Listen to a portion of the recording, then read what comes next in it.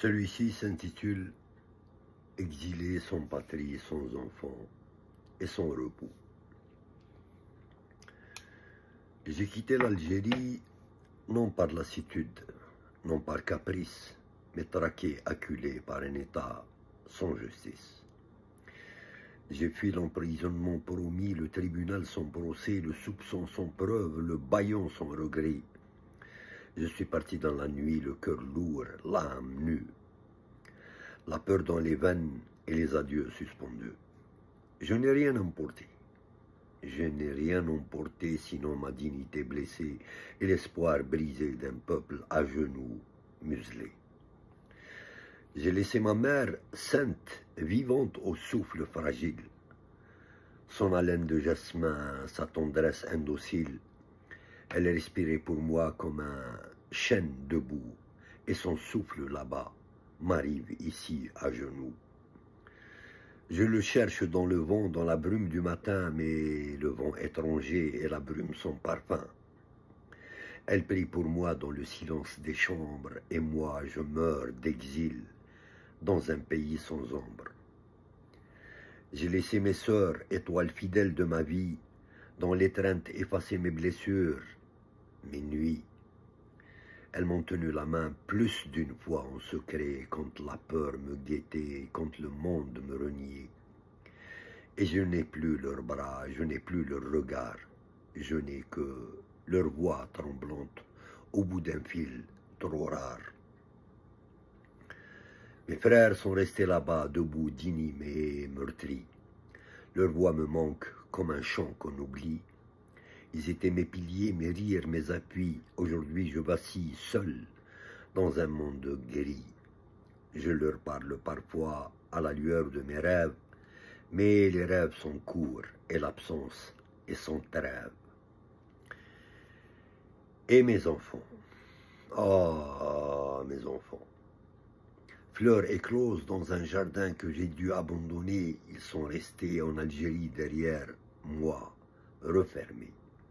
Arrachés à leur regard, séparés de leur peau. Je vis sans leur chaleur, sans leur souffle, sans écho. Je ne les ai pas emmenés, non pas par oubli, mais parce que fuir n'était pas un voyage, mais un supplice subi. Leur voix me manque plus que la lumière du jour, et leur silence pèse lourd que 1000 tours. Je suis père à distance, amputé de ma lignée, et je suis vivant en sursis, en exil condamné. Ils grandissent là-bas, loin de mes bras, de ma main, loin de mon ombre, de mes conseils, de mon destin. Ils grandissent sans moi, comme pousse une herbe son tuteur, et moi j'apprends à survivre sans leurs odeurs. Je suis libre ici, paraît-il. Mais que vaut cette liberté quand mes enfants vivent loin, otages de mon passé? On dit que j'ai fui vers un pays de droit, un pays d'accueil, un abri contre leurs lois. Ici, je ne crains plus la prison ni la censure. Mais je ne vis pas, je murmure. Je marche, je parle, je respire à moitié, car tout ce que j'aime est resté de l'autre côté. Je suis censé baigner dans la lumière retrouvée, mais je ne vois que brume, que peine, que clarté éteinte. Le bonheur promis a le goût d'un fruit interdit et la liberté ressemble à un habit trop grand, trop vide. Je suis un homme libre, sans foyer, sans enfant, sans matin. Un homme qui rit sans y croire, qui mange sans faim. Je vis parmi ceux qui m'ont accueilli avec respect, mais la terre que je foule ne reconnaît pas mes regrets. Je suis un arbre transplanté dont les racines saignent, un oiseau sans ciel natal dont les ailes peinent.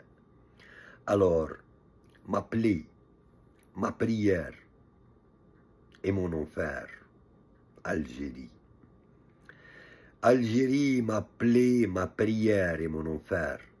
Tu m'as banni, mais je t'aime, même amer. Même gouverné par des traîtres, des généraux corrompus, même trahi, souillé, pillé, jusqu'à la rue. Tu restes mienne, ma langue, mon sang, ma douleur, et je te pleure ici chaque nuit, chaque heure.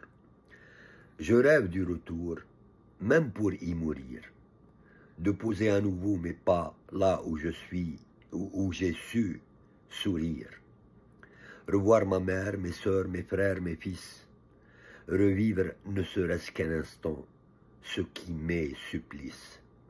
Mais aujourd'hui je suis là, dans une paix sans repos, exilé sans patrie, sans enfant et sans drapeau.